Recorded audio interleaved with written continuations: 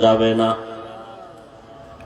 রহমতের নবীর আদরের একজন সাহাবী সালাবা তার নাম, অল্প বয়সের,